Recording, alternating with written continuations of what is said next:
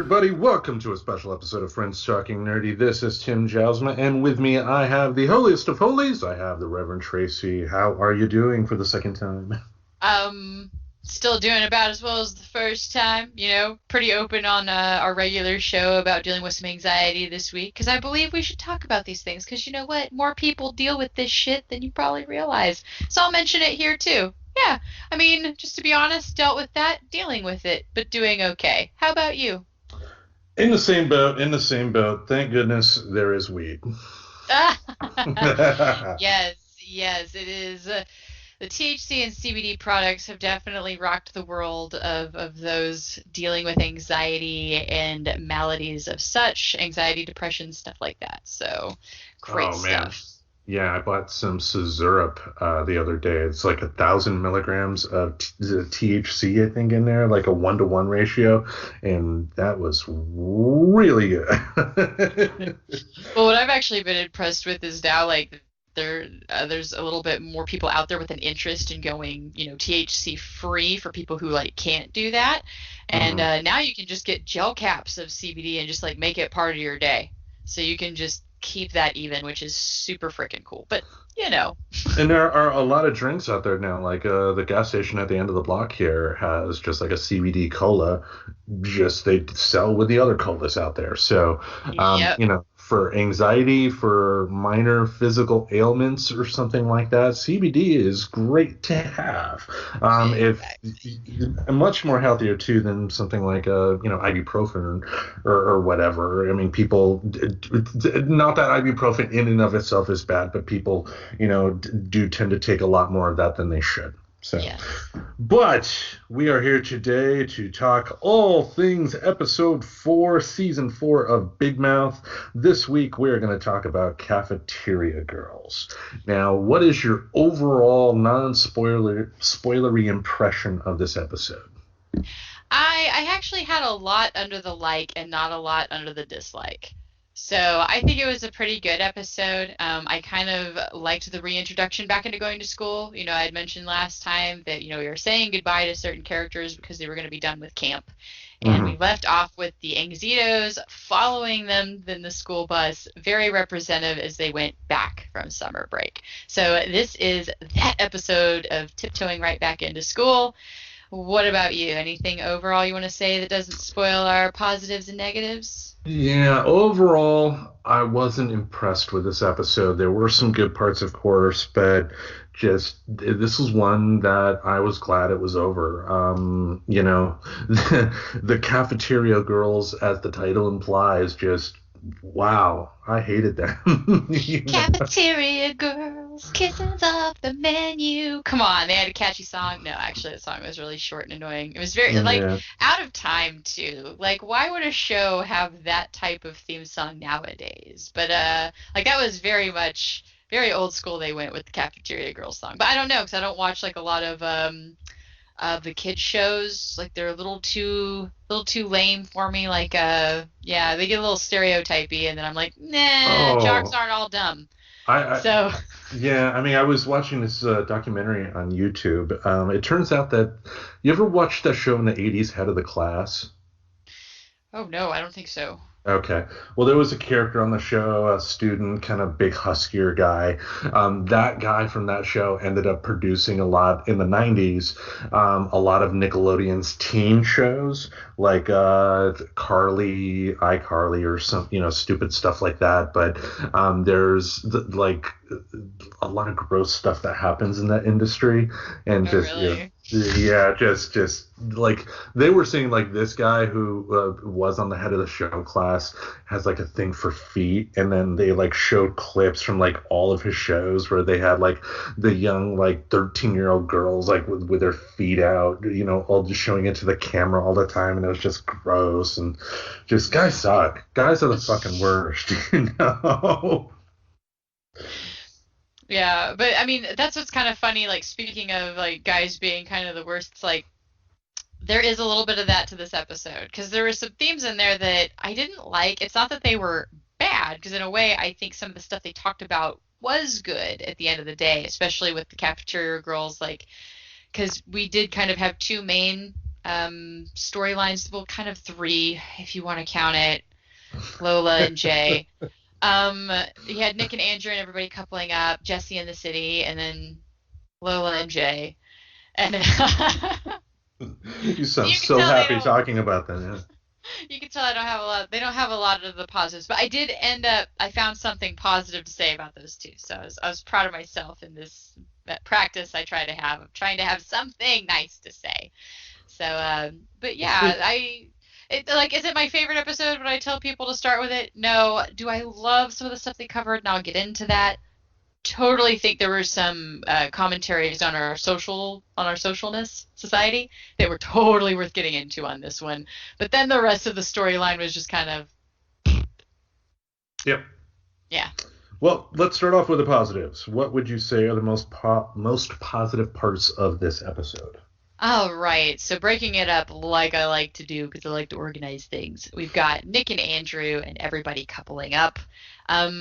I want to start off with I like that they wound up coming back as friends. It's really hard to go through going back to school and stuff and like still having that fight linger.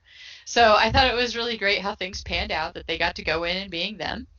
Um, I did love some of the that's just a kid thing jokes that they tend to land, and Devon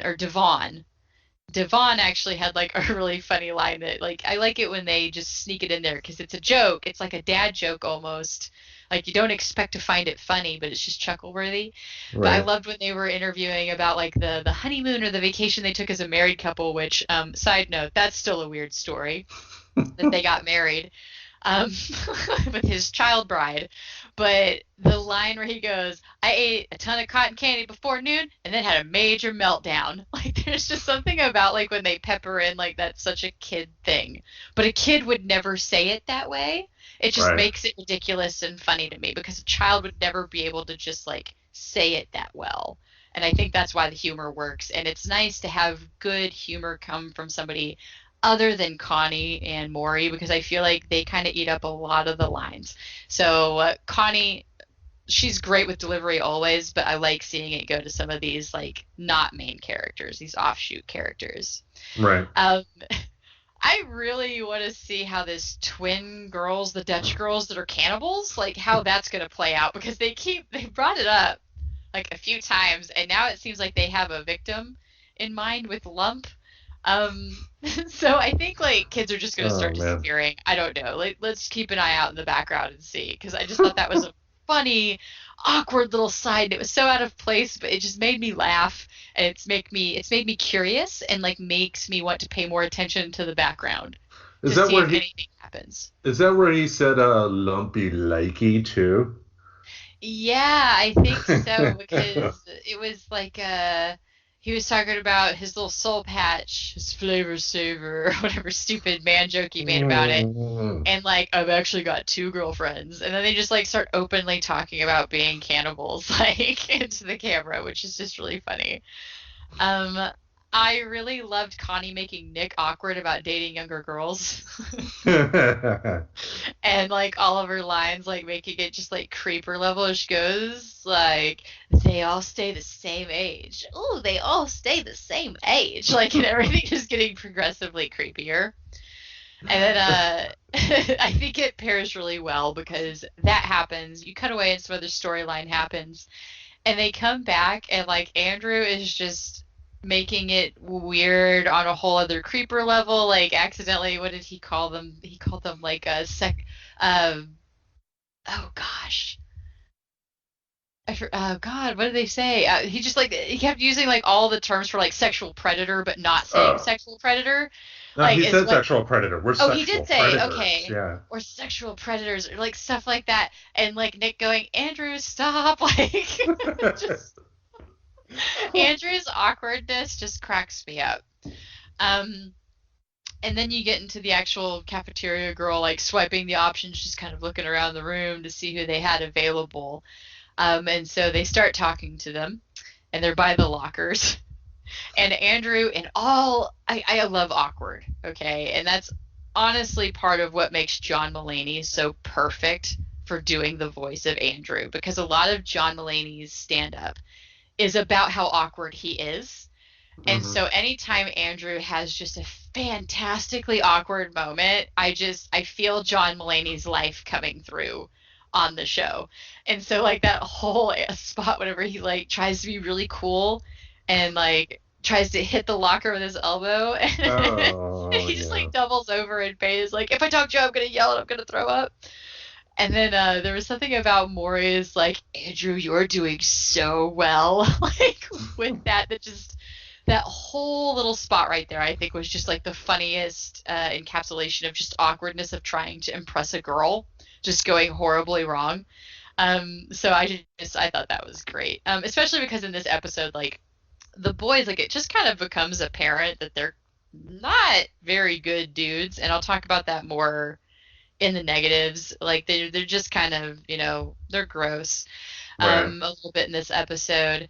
But and actually them talking about switching is kind of that whole peak moment of it being really gross.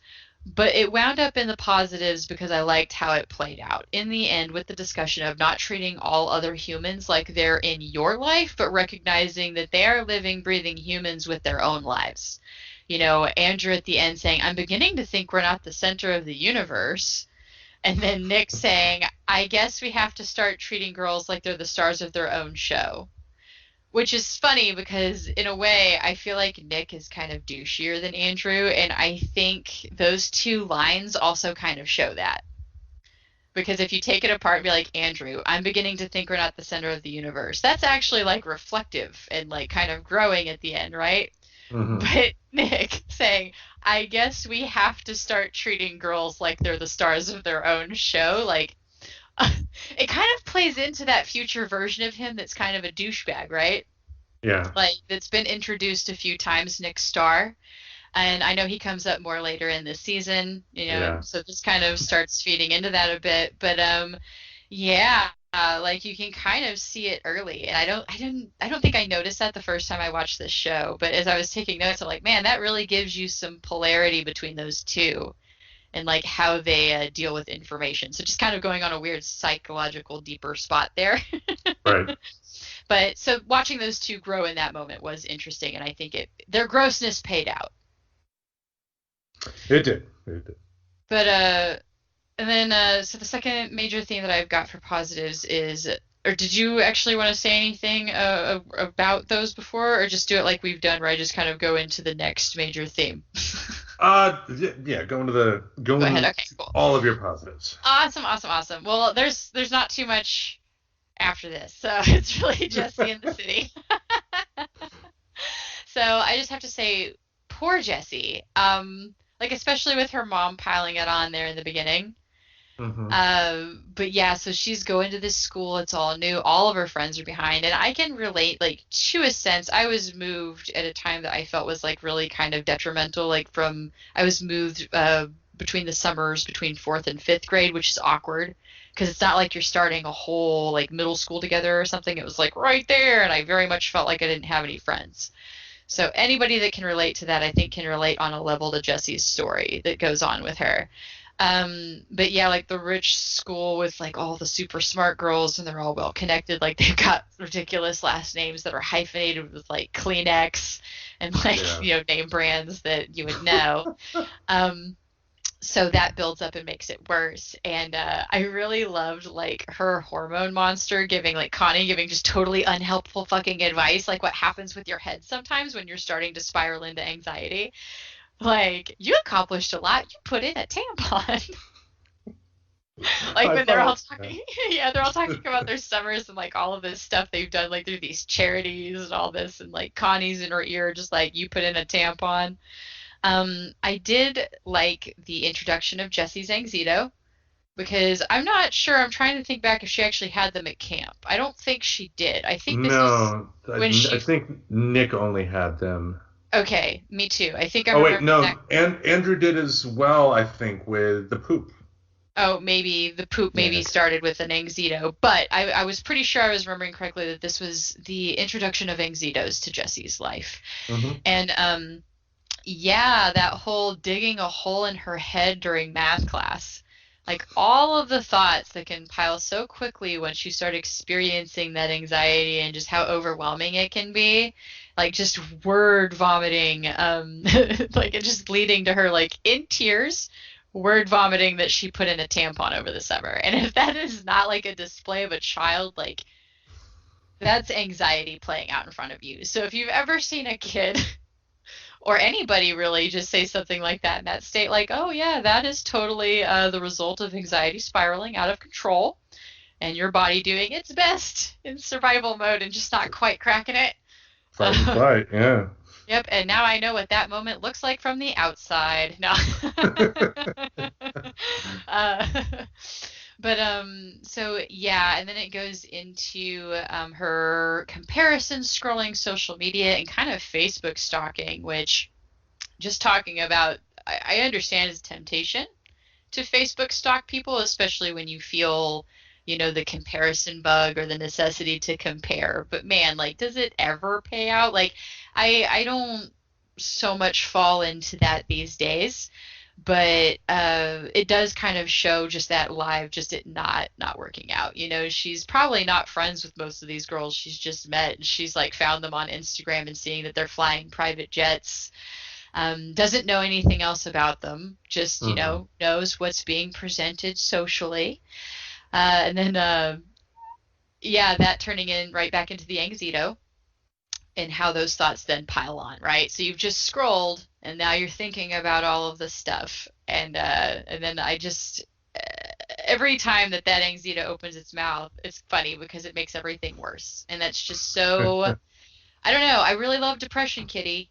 Like, but anxiety is starting to really warm up to me as like being a really awesome portrayal, to give people kind of who maybe don't experience anxiety something to relate to kind of find a way to understand maybe what it's like. But like that anxiety is like, I'm sorry to point this out, or I hate to pile things on. And that is just so your brain, like when you're going through that, like you can relate to that, right? Like your brain almost does have those moments like not to pile it on, or, oh, I hate to be like just pointing this out right here, but this right here, you're going to think about this for the next 12 to 48 hours right here. That was me on Monday, yeah. Yeah, that's me. I mean, anybody that deals with anxiety coming back in your life, like you could definitely relate to how that can like pile on. But I have to give the anxiety like a really awesome, like funny moment because there is that unexpected joke of, Jessie got the stress pimple and she's like, everybody's gonna think I have herpes. And the anxiety going, you gave me herpes. Now I have to call all my old partners.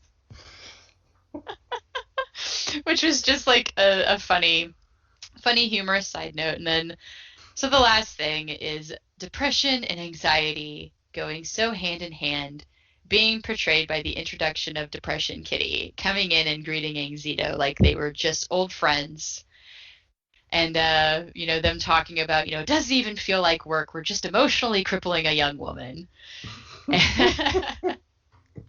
So yeah, and then them team working together later outside of the school and Depression Kitty and finally talking her into skipping school. And if you've ever wondered how some of those decisions get made, it is the depression and the anxiety just working together beautifully. Oh man, and that's where it's like this episode gets a lot of good props because those two, I think they did such a great job like making these characters to represent things that not everybody understands, but enough people do.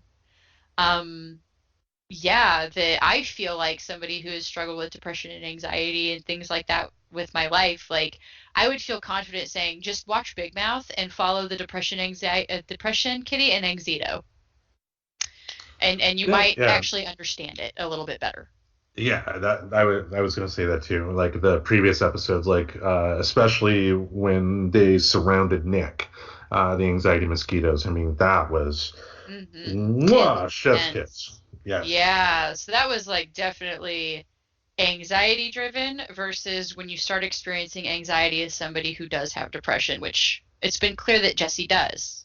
Like this has already been a topic that we've covered like in previous seasons. So now that she's experiencing anxiety on top of that, you're getting to see how quickly those things pile and what that could feel like for somebody. Yep. Anything else on a positive side? Okay, Low J being a couple's name for Jay and Low is kind of funny, Low and J. and him saying America runs on Scrumpy did make me laugh. I said my positive things about those, but no, so the rest of it was great. There was my obligatory positive thing about Jay and Lola, but it really did that caught me off guard that it made me kind of giggle a little at his dumb little America runs on Scrumpy joke. So, Scumpy, yeah. and I like that they didn't take the obvious J Lo, like so that was also kind of giggle worthy. Well, I mean, who knows with Jennifer Lopez? She probably copyrighted that or trademarked it or something like that, and they probably couldn't. Oh gosh, who knows? Yeah, But I like that it worked out to Low J because it does kind of make it funnier. yeah. All right, let me go through my list of positives then. I love the line, well, okay, how about he touches the inside of your mouth with his penis? Maury with his one-liners. I think what I love about Maury's one-liners is the sincerity he gives them. Because when I say that particular line, it just sounds gross. But just how Maury delivers that line is just the sincerity. Like you almost forget kind of what he's saying because it's so positive and cheerful in how he's saying it. It's like when you see your cat, and I mean I do this with my cat all the time. Hey, you little fucker, who's a little bitch? When you're petting him, the cat doesn't understand shit. They're just glad you're petting him. But yeah, I did mention about Connie talking about 12-year-olds as something that was funny. And Nick's response, like, that makes it significantly worse. Loved the bit with Jessie and her mom that started the episode. Parents do have the annoying habit, and I've done that myself, of trying to pump up your kids for the future at a point where they're probably at their most anxious. Yeah. I mean, I know my mother did that to me as well, and she had the best intentions, but sometimes you just want to deal with what you're dealing with alone, and you don't want your parent trying to, it's going to be okay, I did it. And there's enough science out there that if you would like to be a red parent, there's a lot of literature indicating that that there's some things that maybe not, yeah, positive parenting movement. It's a good one. The CDC actually even talks about it. Just random fun fact. The All CDC right. covers parenting facts. So, but yeah, like just piling it on and just that false positivity that also doesn't help like with depression, right? Mhm. Like it's the same thing. Like if you've got depression and somebody's just trying to force you, like, there's a light at the end of the tunnel doesn't usually work for people dealing with depression. Just throwing it out there if you didn't know that, that Yeah. doesn't work. Yeah, Shoving because positivity doesn't happen. it's like with depression, at the end of the day, the person may, logically be able to say that, the reason they're depressed is probably not the most important thing in the world. But that doesn't matter. Depression is depression. It could be for something frivolous, or it could be depression or anxiety with, something life threatening and whatever. It's Yep. still, you still have to accept it for what it is, and just can't judge it, based on whatever. So Yep. Once you're triggered, you can woo-saw all you want, but until your brain actually lets it go, you just got to ride the tides and just do your best to get back to your calm. And yeah, people saying you'll be fine doesn't help. no, no, no, no. All right. The line from Andrew, perfect. I'll take whatever. Andrew's line when Nick states which of the cafeteria girls he's interested in.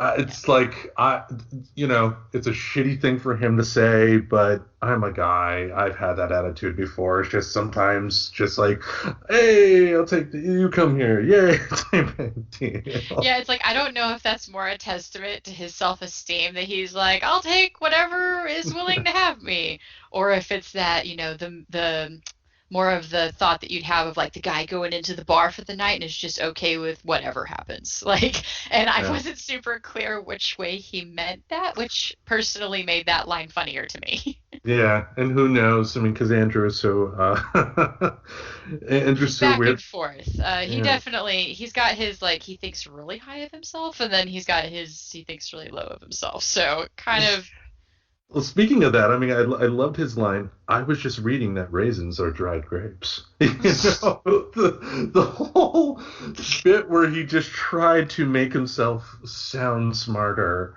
Oh I mean, man. everybody's been guilty of that, but as a guy who's tried to impress a woman before, have I ever said something like that? Sure. You know. Yeah, just something that you think is like going to be the most intelligent sounding thing, and then it just really comes off really condescending because it's not really that smart, and you're saying it in a way that makes it sound smart. Yeah.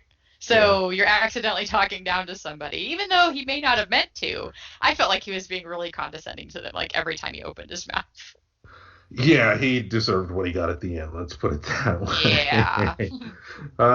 I did make a note about the Connie line. These girls are so impressive. So are you. You put in your own tampon. And another line that I absolutely loved. I had to play it twice.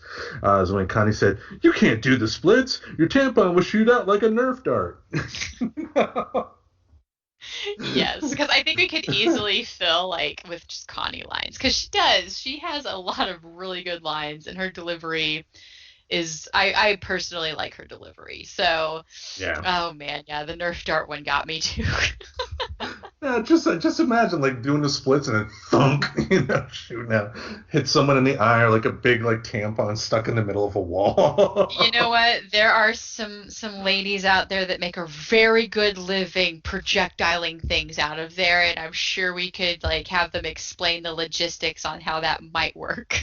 Okay, like the South Park gag from the movie with Winona Ryder and the ping pong balls.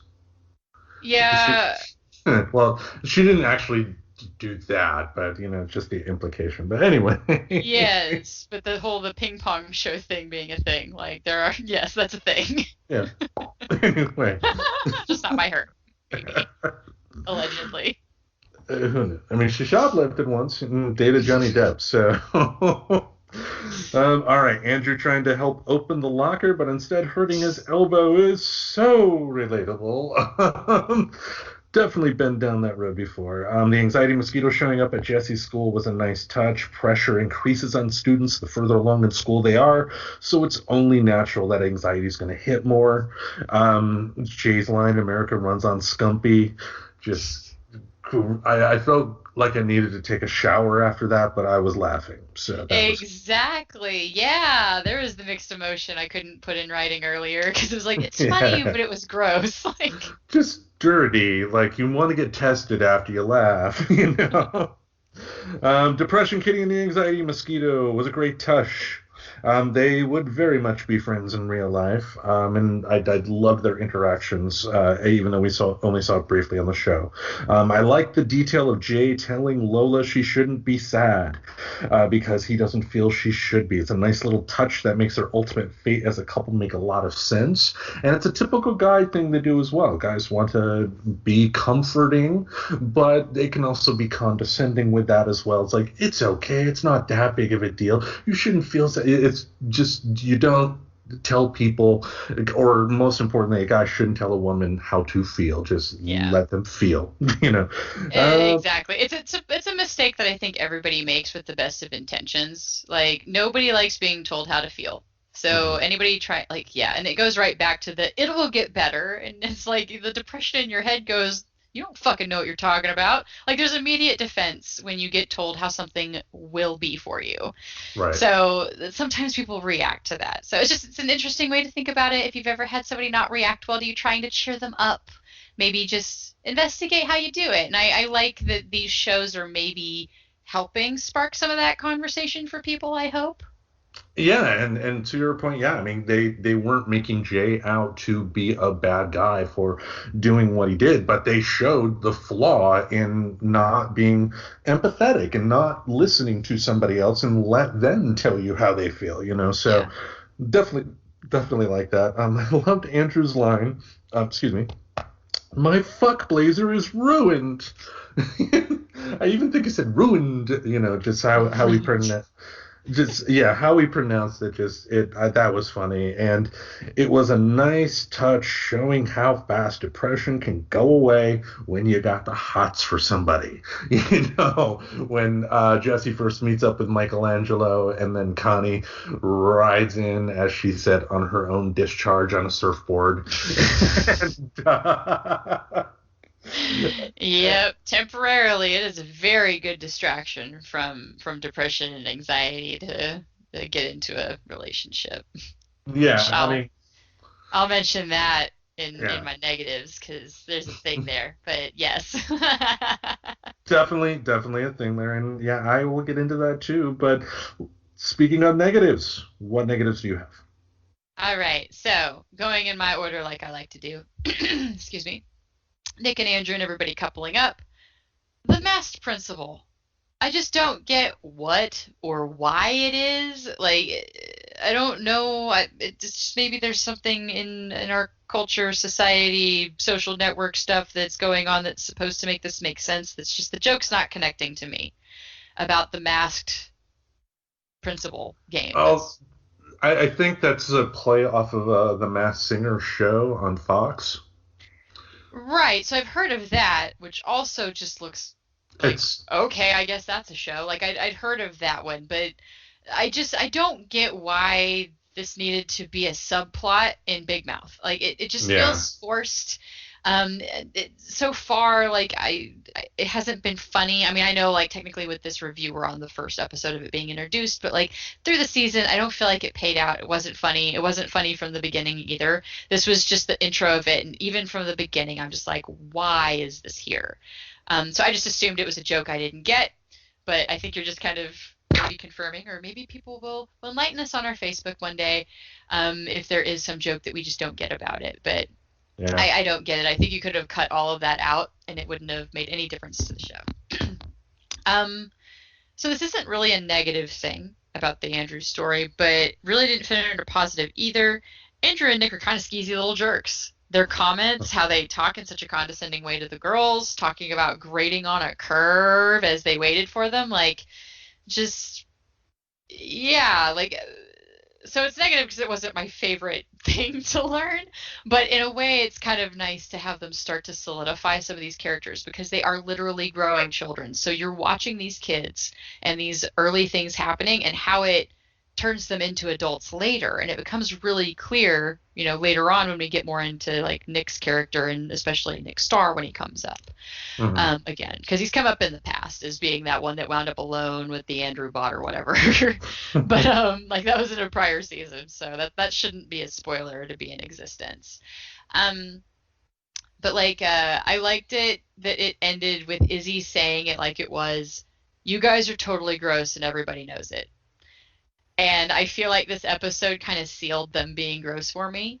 I mean, granted, it was after that we had the really cool kind of duality in response to the situation that it seems like Andrew might actually be kind of okay. But like Nick, he's definitely still kind of coming out on the skeezier side of things as far as his character right now. Right. Um, the only other thing that kind of was a little on the negative side, I guess, for me in the episode is Misha is just wow on overdrive. Especially when they're making out later and she's doing all the off-putting stuff and sticking With her his fingers. mouth, yeah, like opening. Yeah, like what was who? Like I know first kisses and stuff are awkward, but like why was that an option? Like that just seemed so overboard that Yeah. it kind of was off-putting to me for some reason. So Well, I know it's just sometimes they do exaggerate on the show, like with Jessie at her new school. I mean, in reality, yeah, you wouldn't have like a 13-year-old girl talking about her experience working at the CDC during the summer. That's not realistic, but right, that was done as an exaggeration to show what anxiety can do to you. Whereas right. something like this is just done for just because they could do it. No real benefit to it. Yeah, like I usually appreciate their hyperbole, but this just felt excessive. The only thing that I thought was funny was whenever she was like on the couch, like on the arm of it, she goes, "This couch arm's looking really good." Like that part, I think doing little things like that And it kind of goes back to like Missy with her worm wiggles, right? Like I kind of get some of the moments where it's like, yeah, high sexual stuff. But yeah, like just the putting her hands in his mouth, and like even the sucking out the cavity or sucking out the fillings thing was funny. Like, so some of the weird talk that people think is like good, like I'm gonna kiss you so aggressively that I'm gonna suck out your fillings, like. But there was something about her like putting her hands in his mouth that I was like, why? Bring it down. But I did like her hormone monster, the weird troll. So I was like, okay, that explains that. Just I think they're making fun of Snooki. Yeah. Or something. Yeah. Well, I mean, it kind of looked way too similar to the troll Snooki that they did on South Park. If you ask, like, it straight reminded me of the South Park Snooki that they did, which the South Park Snooki, the head was bigger, I think. Oh, much, but it Bigger, reminded me so much of how they did that yeah. that I was like, all right, like that just made me straight think of South Park Snooki. But yeah, like just it was there immediately. So negatives, Jesse in the city. I'm ready to talk about this. Let's talk about this clearly older, seemingly man that is hitting on a child in a coffee shop because I don't know. He just seems to be presented as being an older character, but it's kind of unclear where he's at because where are they at? I think they're 14 now, right? Is that their current age? 13, 14-ish, yeah. 13, 14, right. So 14 to 16. Okay, maybe that's like a little weird because of the stages of puberty, right? But like you can't compare it to like somebody dating in their older years, and that's why, right? Like being close together when you're in your 20s and 30s and fully formed adults is kind of different. Then there's this fine age where it's like, should they be dating somebody that's kind of way more sexually mature? But yeah, like I don't know, because he said that he skipped school, but it wasn't clear if he was currently skipping or something that he did at some point in his past. But overall, or what type of school he was in. I mean, it didn't indicate whether he was in college either.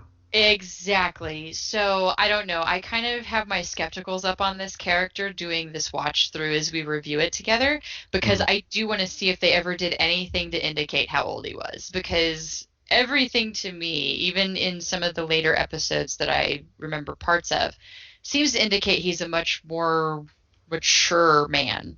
Physically, so, not emotionally. Yeah, like physically, not emotionally, obviously, but So yeah.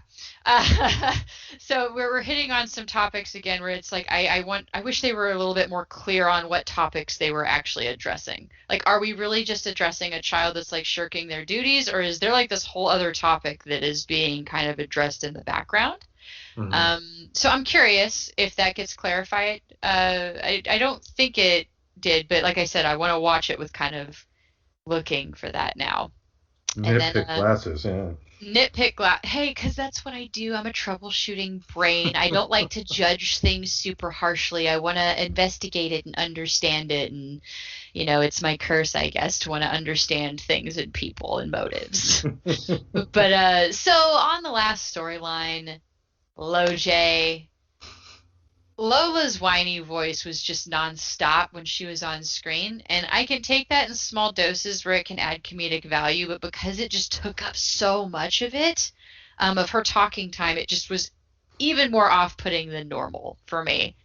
And then Lola's little hilarious thing that happened bit was just too much for the entire episode, and ultimately it was not a good payout. I just didn't think the story was funny, and it definitely wasn't worthy of the build-up.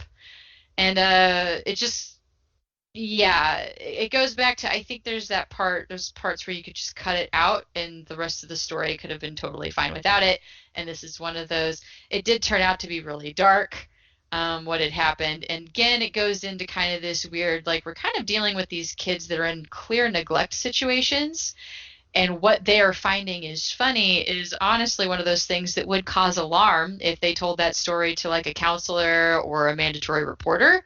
Yeah. If them thinking that story is funny would actually be like a red flag for somebody to maybe put this child in front of a counselor.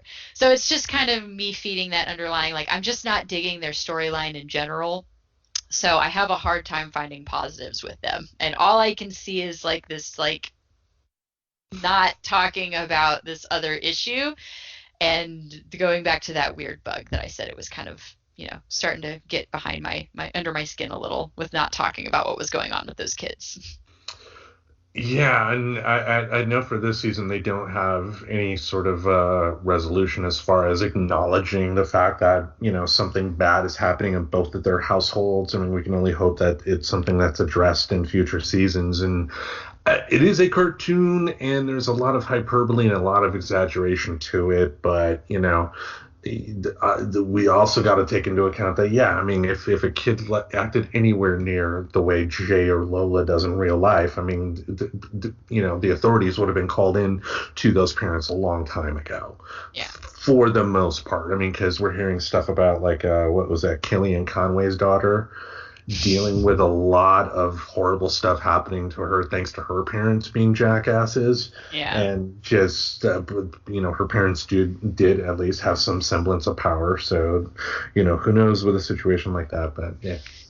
Yeah, it just, that is what it is. Although it does it's interesting, right? Because this is supposedly happening nowadays and we have mandatory reporters in our school. But it does go to show that these things do totally go unnoticed sometimes, which could be part of the commentary they might be trying to make, but I don't know. I am curious to see how these stories play out overall, like at the end of the day, but right now I just have a really hard time getting behind the storyline until there's more clarity for me. Yeah.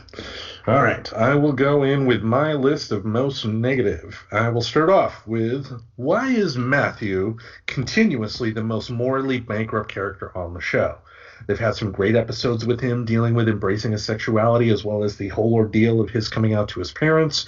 You contrast those great moments as a character with how evil and how much of a dick he can be, just like he was at the start of this episode, and I just don't like him. I don't like him. And I think the next episode, he's going to be really much, much worse. And he's one that if they did away with him, I would be fine with that. There's no real redeeming qualities to him. Yeah, I mean, you'd kind of hoped he had gotten his reality check when he, like, met the old queen, remember, in a prior season where he's like, oh, you're doing this thing. Like, he just calls him out on being a little, like, queen brat of Matthew's little persona that he was building up. Because to be fair to that, there are, like, the kids that build up a persona because they think that's how they're supposed to act. And he did kind of touch on that in the prior seasons. But yeah, I'm with you. I had thought he had kind of already explored that and grown past it. And then, like, getting to meet Aiden and, like, getting into a relationship there and actually having somebody, I was kind of hoping I'd see his character mature more, and not kind of stay and regress back to stuff that I thought he had already kind of moved from. Yeah, and it just makes it hard, anytime I see him be that negative towards people, it makes it hard to really like him. So that was my negative there. Another note I had, while I'm happy that Jay and Lola found love, it makes me nauseous when they kiss. It's like they're both trying to dislodge molars in the other person's mouth with their tongues, and just how they're all up on each other, and Lola's like just maneuvering him like a real doll or something like that, just the way she contorts him, just ew. Yeah, they get intense. A little bit, yeah. I mean, young people in love, great, whatever. But I get where they were going with the Lola story from this episode about being self-conscious about being older than someone you're dating.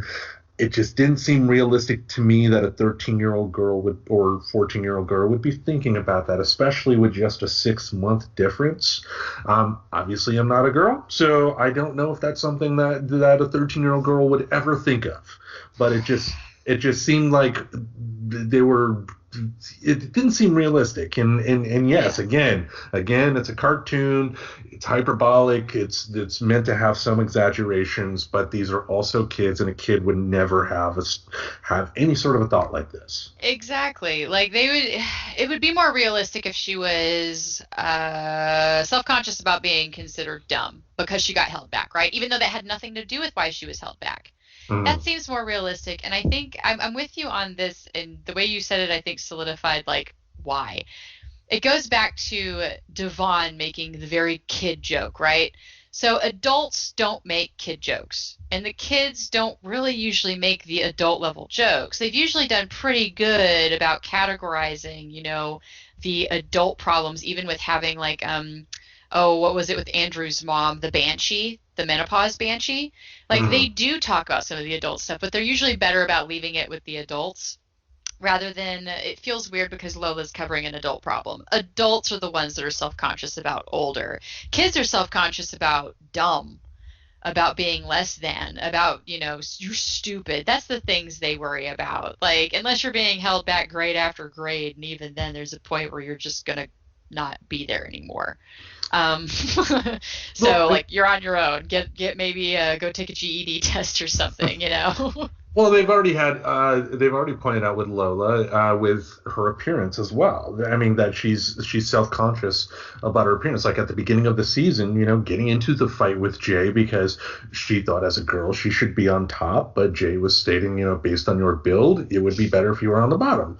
you know, And if that wasn't the perfect display of logic brain versus emotional brain, I don't know what was, by the way. Like, because they say like sometimes like men get very logic brained and it doesn't fit with the emotional brain. And by the way, this is like it's just a tendency because of our cultural norms. It's for no reason other than that. right? But I tend to be more logically brained, by the way. So see, there you go. But yeah, like and how anytime you have somebody who's like very emotionally driven and very like logically driven, it's not going to work out. I think that perfect. Just side note that I don't think got covered, but yeah. Yeah. All right. If the funniest thing you can find for Coach Steve is a comment about eating napkins, then maybe this shouldn't be a Coach Steve episode. Every time he was on this episode was just he was just bad. It wasn't like a joke that you could have a quick little chuckle on and forget. It was just like, are napkins really decaffeinated? Come on. It's just nonsense. I think they're trying to pepper him in because they know that he got overplayed in another season. And like it's funny because I almost put Coach Steve up as a negative, but I decided just to not mention him at all because I was mostly just relieved they didn't over Steve me. Mm. Because I don't know, a lot of people thought he was funny and he got a lot of attention, and then they just way overdid it with him. And now it's just like, does he need to be in every episode? Like, No, why? This is the no. second one in a row that I'm like, why? Like, I didn't need to see him in last episode, doing sex on a lady, which is a funny callback to an awesome song that back in the day when I really liked Steve's antics. But like that wasn't necessary. Him being injected here felt forced and unnecessary. So I'm curious what they're going to end up doing with him in the long term because I'm sure we're not the only ones that are a little over Coach Steve at this point. Yeah, I mean, and he has his moments. It's just finding out what that balance is. Like, like episodes on The Simpsons that have too much Ralph Wiggum aren't the best, but I still love me some Ralph. you know? Yeah. Just finding it, yeah, and it just here, like they could have done, yeah. I mean, he was just used more as a gag and not part of an actual story anyway. So, even showing up in Jesse's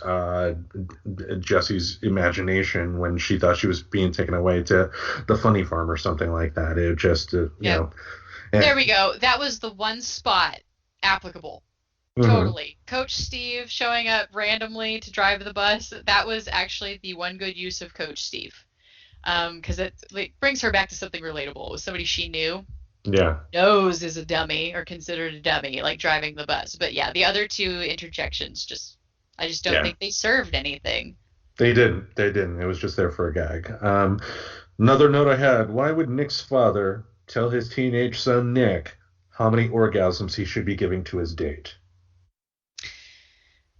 They're Just that weird family though. They've had that theme of like they're making fun of like the too open to talk about sex family.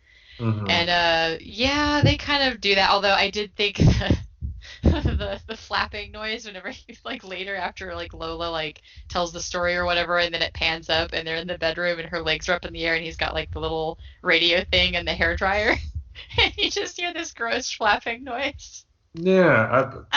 Still though, that as well was just like, why was that there? I mean, that was just there for the gag. It wasn't there Yeah, for the story, and it's like a hit or miss, and it missed. yeah. It Those two missed. and their sexual antics are like that though. But I think what they're just still trying to portray that they're the extreme of good giving game, extremely open about it, like kind of uncomfortably too open about it, and very experimental. Apparently. All right. I didn't find the switch Andrew and Nick made with the Cafeteria Girls to be realistic at all. It just felt like a bad sitcom plot, not something that would happen in real life. I'm a guy. I know very well that guys can and will be very horrible towards women if you give them the chance. I just don't see a double date like this occurring to where two guys decide they're going to switch up without asking. It just didn't seem realistic whatsoever. I think I've only heard of this premise like through TV. I don't think I've ever met anybody that's had that happen. I've never had anybody attempt to switch on me. Yeah. But yeah, I have no idea if there's any level of bro culture that like is like, hey yo, you want to switch? Like I have no clue if that exists out there. But even then, it's kind of putting that kind of early. I don't think children would think to switch. And now I'll have your back on. I think that's another one where maybe they put it with the wrong demographic. Yeah. It's Lola age maybe needed to kick it to an adult, and maybe this one this they could have totally handled it another way to still get to the end scheme of we exist in other people's lives too. But I don't know. Yeah, and they could have gone to that same conclusion, not just doing something different. That would have made a little more sense because again, like I said, it's a cartoon. There's exaggeration, there's hyperbole, but it has to be based on something that people can relate to. And especially with them being kids, I could just see them like going through with it and then just not talking to them again. That would have been more realistic. And yeah, they needed to learn that to be more open to listen to other people and to not be so fucking self-centered. I get that, but they just should have done something else to get them to that conclusion that was a little more on the realistic side. Yeah.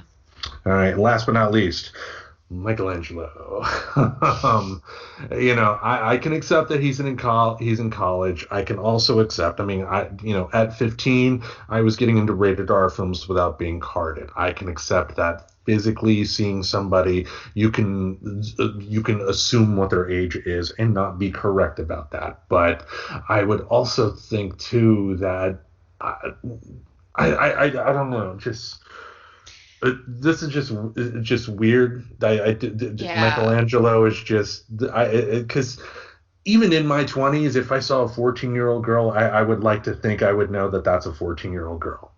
you know? Well, so I can actually speak to this one as being Okay. somebody at this same age. So there's the other reason, personal, right, for me Mm. that this storyline is of interest. At that same age, between the ages of 13 and 14, I looked about 18 and wound up dating an inappropriately older dude. So that does happen. Mhm.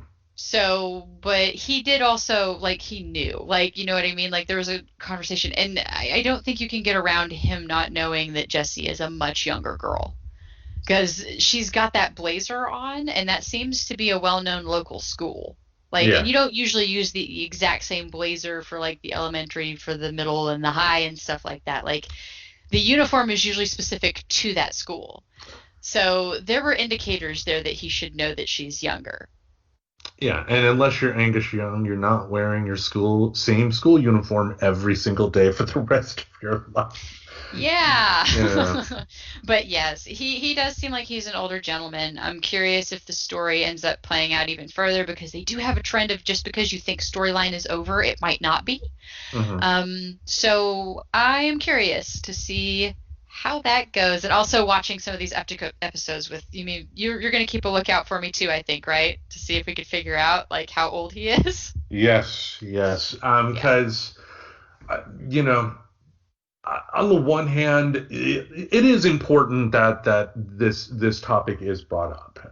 It's just you gotta.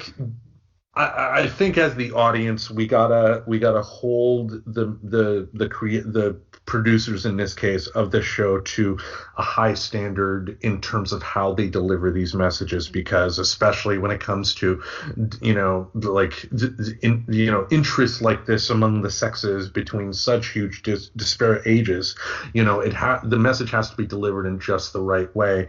And yeah, we'll see how that goes going forward. But just Michelangelo from the very start, you could tell that what he was there for from the very beginning. And when we get to the little blue ball bouncy episode later on, we'll have more to say. Yes, but Yeah, even because like the clear like how there's even some of like how a predator draws you in, like especially when you're younger, right? Because he flattered her, he wanted to sketch her, you know. So it's just it'll be interesting to watch how that pans exactly. out. All right, now this particular episode. Do you think it's good? Do you think it's bad? What is your final judgment? There were some things that were bad about it, but I do think that the lesson is very, very warranted. That we need to understand that people exist outside of our reality. And there's some people out there that might understand what I mean by that, but I'll put it this way instead then for those that don't really understand like the my reality versus other people's reality concept of thinking. Hmm. People exist outside of my life and how I understand my life is going. And I think that message deserves to be just drilled in anywhere we can get it in our society. So I do love it for that, and that was where I would recommend it being watched. And then also you got that beautiful introduction of Depression Kitty and Anxito fist bumping it up and introducing how well they work together and how they're just buddies and go side by side. There's a lot of like yeah, I really like that representation a lot. So that's where it's like, yeah, there's a lot of stuff I didn't like about it. Okay, to be fair, technically, I think when you add up anything I said could be cut from the episode, we might only have like a 10-15 minute episode when it's done. But that part is worth watching. Yeah, if you could somehow edit out the low J stuff.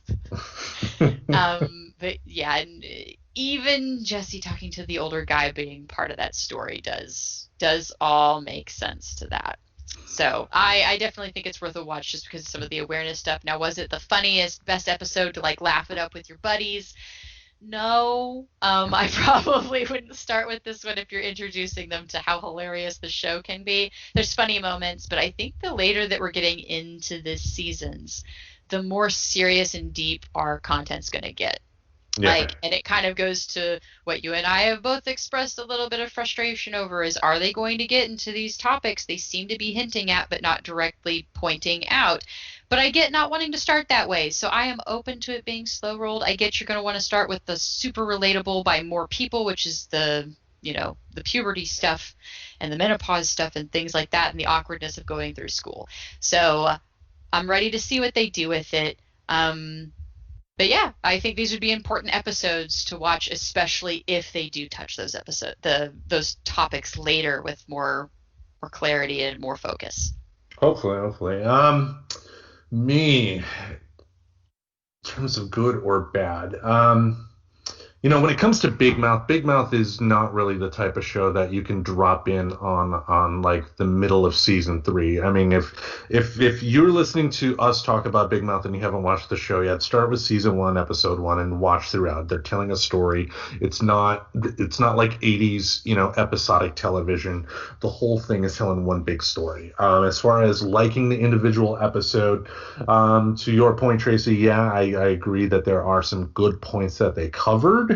I just think that in terms of overall enjoyment with the episode, there's just too much that didn't go right that is too noticeable for me to really say that this is good. I mean, they did start a lot of good things that will be touched on in future episodes.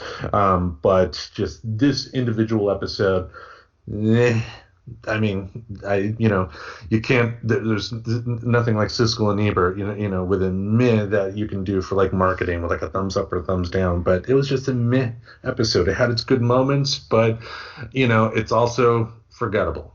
Yeah, exactly. Like I said, I think unless they do something more with this Michelangelo storyline, it's not going to be a memorable episode. And we will see what happens next week. Again, keep in mind that for these shows that you are hearing, they are happening first on Patreon. Patreon is a service that allows you to financially support artists, in this case us, that you may like. So if you are liking what you hear and you want to help us out, go to Patreon. Support us financially. After about a month, like I said, the shows go to our regular podcast feed and will be regular episodes, and Wednesday will be the date that those episodes come out. But we thank you again for listening. Do you have any further thoughts for the audience? No. I think we did another fine job of taking longer than an episode run to discuss the episode. So I feel like we have dissected it properly, as nerdy as you can get about it. Yeah, well, as Rick the Hormone wants to say, what are you gonna do? That's all I've been saying all week. Laid up with anxiety? What are you gonna do? What are you gonna do? Rick is just the guru. Oh, he's the best. But anyway, with that, we will see you all next week. Thank you all for listening. Bye. Done.